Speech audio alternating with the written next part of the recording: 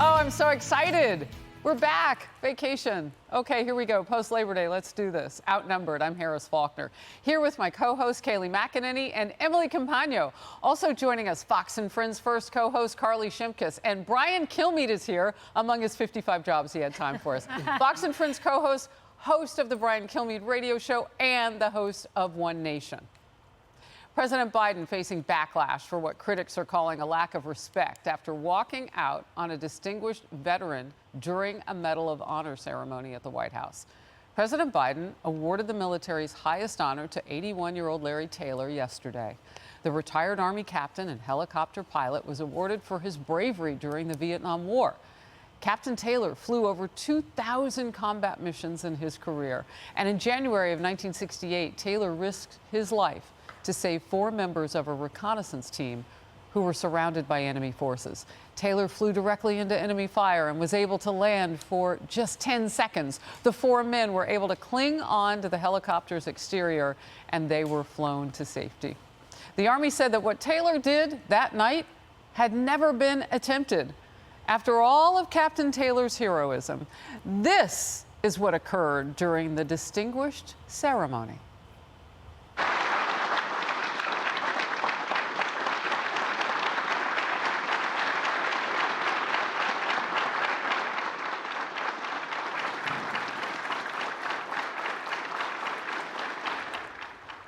Where's he going? You can see President Biden leaving the stage and exiting the ceremony before it was over. He walked off the stage right after placing the Medal of Honor around Captain Taylor's neck. The 81-year-old veteran was wiping a tear from his face as the president hoofed it on out.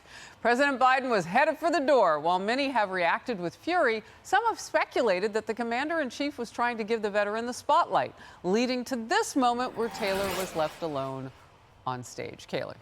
I've never seen my former boss do that, President Trump. I've never seen President Bush do that. I've just not seen a commander-in-chief do that. Just walk away, you stand in reverence. So those speculating he wanted to see the spotlight, I'm sorry, I just don't buy it. He has a lot of time for a lot of things. He has a lot of time for the beach chair in Rehoboth Beach, Delaware. He has a lot of time to lounge around Tom Steyer's mansion in Lake Tahoe. But he doesn't have a lot of time for the people of East Palestine. He doesn't have any time for them. In fact, he still hasn't been. It's September. It happened on February 3rd.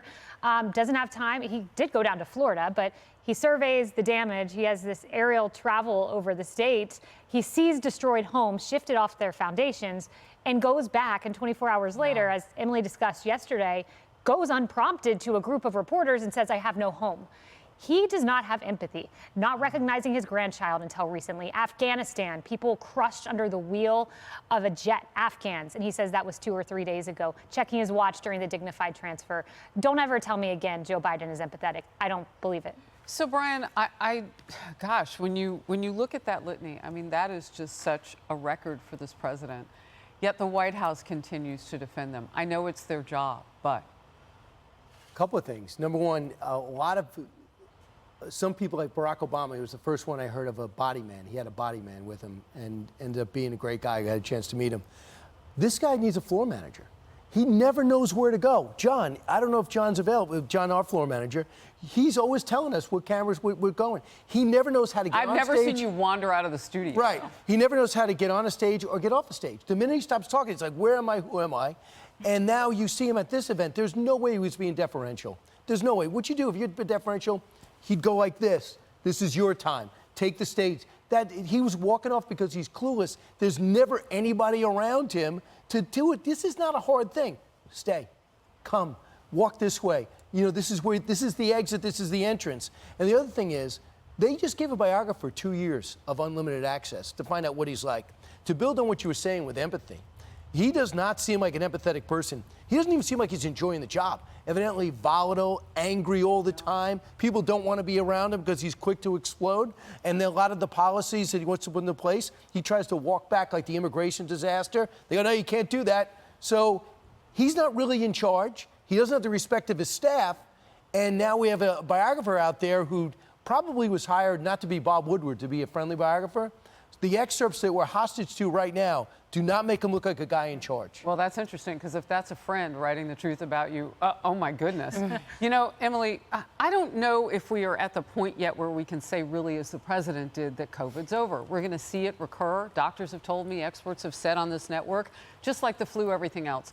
And so if octogenarians are in the room and they're that close to each other, and one has had close COVID exposure and have been told to wear a mask, and he's putting something around the neck of an 81-year-old, you think he could keep his mask on, the president of the United States, whose White House is writing the rules about masking for him? Right, that's a great question. Brian, I want to extrapolate on your point, too, because it was so well made. One of the law firms that I used to work for, one of the name partners, was in his 90s, and he would come every Monday. We had a firm-wide meeting. He would come in from his house. He was basically retired, but he would come in. He would sit at the head of the table. He would not say anything, but he would wear his suit, and then he would totter out, and he passed shortly after. The symbolism was clear to everyone. For him, the fulfillment it garnered for him, for his family, and for the firm. But there was absolutely nothing to be gained from his actual presence. And there was nothing to be gained from any contribution he made, because he didn't make it. And that's what this president has done. I think the biggest symbolism for a sign of disrespect is turning your back on someone.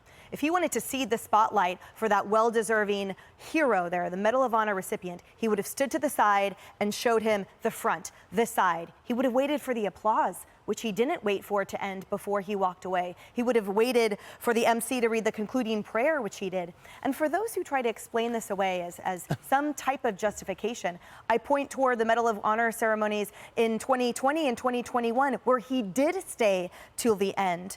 He stayed on stage with the medal recipient as the concluding prayer was said. He left only after the event was dismissed and the White House band had concluded playing. None of that comported with protocol, and none of that comported with his past behavior and decisions. So that's interesting, because what you're pointing to, perhaps, I don't want to put words in your mouth, is degradation. Yeah. Is change. Disdain. Yeah. Lack of change. respect. Well, you know, I don't think that the president was being purposefully disrespectful at all. I think that it was pretty clear to me that he thought the ceremony was over. So he delivered the speech. He put the Medal of Honor around Captain Taylor's neck. It was applause that happened, and then it seemed like he thought that that was his cue to leave. So if that's true, then I'm sure he feels bad about it right now. And it also goes to the mental acuity issue, which is coming up a lot because of the Wall Street Journal poll and also the book that Brian mentioned about how he feels, according to this book, that White House staffers are babying him. So, you know, that's the age thing. He's the president.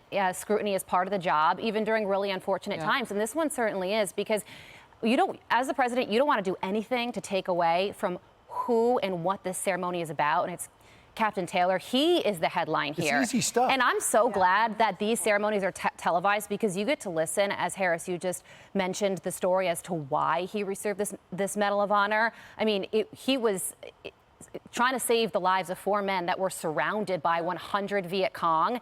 He was in a helicopter firing down. The other helicopter that was supposed to save the men decided not to come because it was too dangerous. So he said, all right, I'm going to do double duty. I'm going to stay. I'm going to get those guys out. They were hanging onto his helicopter because there was no room inside.